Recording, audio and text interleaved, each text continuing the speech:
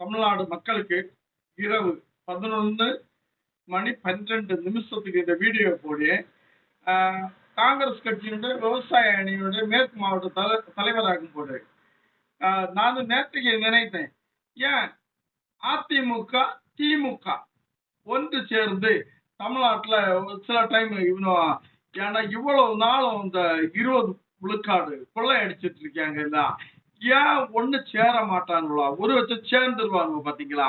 ஒண்ணும் தெரியாத குழந்தைகளை போல வந்தாங்க விஜய் ராகுல் காந்தி இந்தியாவுடைய ஒரு சுதந்திரத்துக்காக பிரிட்டிஷ் ஏகாதிபத்தியத்துல அடுத்த கட்ட ஊழல் இன்னொரு சித்தாந்தத்துல அடுத்த லெவலுக்கு போக ராகுல் நிற்பது பிரதமருக்கு இல்ல. இவனு திருட்டு கூட்டம் ஜெயலலிதா கொண்டாங்க பாத்தீங்களா? அந்த ஒரு கமிஷனை போட்டாங்க, அது கமிஷன் ஒன்றும் வெளியில வரல. இந்த கூட்டம் ரெண்டும் ஒண்ணு சேருவதாக இப்ப அந்த செய்தி ஓடிக்கொண்டே இருக்கு.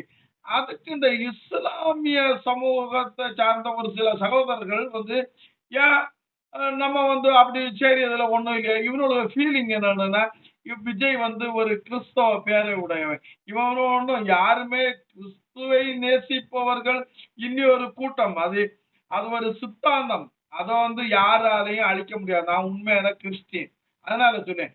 அது தேர்தல்ல வரக்கூடிய அரசியல்ல வரக்கூடிய ஒரு பேரை தான். பட் உடனே இஸ்லாமியர்களுக்கு அவன் கிறிஸ்தவனாக்கும் வரக்கூடாதுன்னு சொல்லியோடு அதிமுகவும் திமுகவும் ஒண்ணு சேர்ந்தா கொள்ளலான்னு ஒரு சின்ன சுரத்தை விடியாங்க.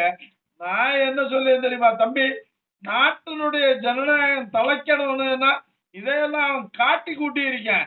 ஒரு கோழி ஆத்த சின்ன ஒரு கண்ணால தகர்த்து தள்ளினாங்க. அது உங்களுக்கு அந்த கதை தெரியுமோ என்ன தெரியாது. நான் என்ன சொல்ல தெரியுமா, தமிழ்நாட்டுல நாளைக்கு இந்த மாதிரி ஒரு சம்பவம் நடந்து பாக்கட்டு.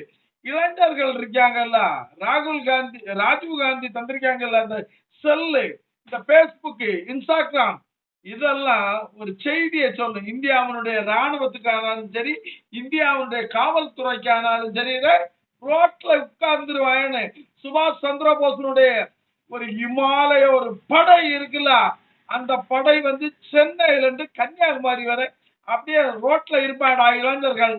அதுக்கு நான் ஒரு நபரா இருப்பேன். இந்த வீடியோவை இன்னைக்கு போடு, இப்ப வரும் பாத்துக்க. நீ இப்படி ஒரு திட்டத்தை வகுத்தேன்னா பார், இளைஞர்கள் ஜனநாயகத்தை நோக்கி பயணித்துக் கொண்டே இருப்பாங்க. இந்த உலகத்துக்கு ஒரு செய்தியை சொல்லுவாங்க. நன்றி. அடுத்த வீடியோல உடனே வாரேன். நன்றி.